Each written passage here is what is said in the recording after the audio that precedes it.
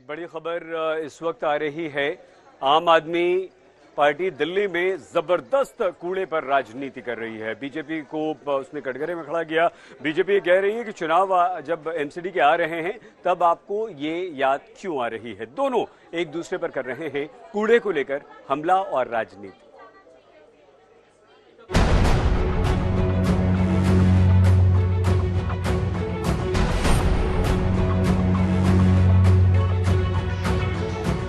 ये दो तस्वीरें आने वाले एमसीडी चुनावों का पूरा खाका खींचने के लिए काफी हैं। कूड़े को लेकर चल रही लड़ाई को करीब एक हफ्ते पहले अमित शाह ने रफ्तार दी और एक हफ्ते बाद अरविंद केजरीवाल ने उसे फुल स्पीड में पहुंचा दिया। नगर निगम को जो उनका बकाया देना है वो देना चाहिए या नहीं देना चाहिए, आप जोर से बताइए भाई। ये दायित्व दिल्ली सरकार का है या नहीं है? इस प्रकार की छोटी राजनीति कर दिल्ली की जनता के साथ द्रोह करने का काम आप पार्टी की सरकार ने किया है। ये एक ही चीज का रोना रोते हैं, केजरीवाल ने पैसा नहीं दिया, केजरीवाल ने पैसा नहीं दिया, केजरीवाल ने पैसा, हाय पैसा 24 घंटे पैसा रे, हाय रे, पैसा रे, पैसा, ये केवल यही करते रहते हैं और कुछ नहीं। 15 साल में 2 लाख करोड़ रुपए खर्च किए नगर निगम ने, 2 लाख करोड़ रुपए। सारा बजट उठा के देख लो, मैं भी कैलकुलेट करके आया हूं। 15 साल में 2 लाख करोड़ रुपए बीजेपी ने खर्च किए। कहां गए सारे पैसे? अमित शाह ने ओखला लैंडफिल साइट के पास वेस्ट टू एनर्जी प्लांट का उद्घाटन किया था और दिल्ली सरकार पर जमकर निशाना साधा था। अब जाकर केजरीवाल ने पलटवार किया, गाजीपुर में कूड़े के पहाड़ का दौरा किया और जमकर निशाना साधा। केजरीवाल जी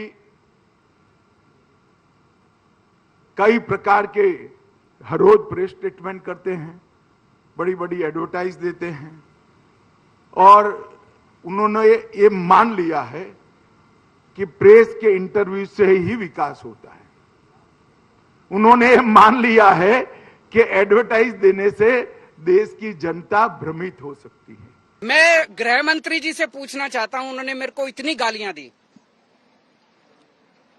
उनकी सरकार ने दिल्ली नगर निगम को कितने पैसे दिए? 50 पैसे, 100 रुपए, 1 रुपया, 2 रुपया, एक नया पैसा नहीं दिया उन्होंने, एक नया पैसा नहीं दिया। किस मुंह से आके वो दिल्ली में गालियां देते हैं, दिल्ली के लोगों को गालियां देते हैं? आते हैं और दिल्ली के लोगों को गालियां देके चले जाते हैं। दिल्ली के लोग बर्दाश्त नहीं करेंगे। एमसीडी के पैसे को लेकर आम आदमी पार्टी और बीजेपी में अक्सर लड़ाई होती है। अब चुनावों के दस्तक देते ही वो लड़ाई तेज हो गई है।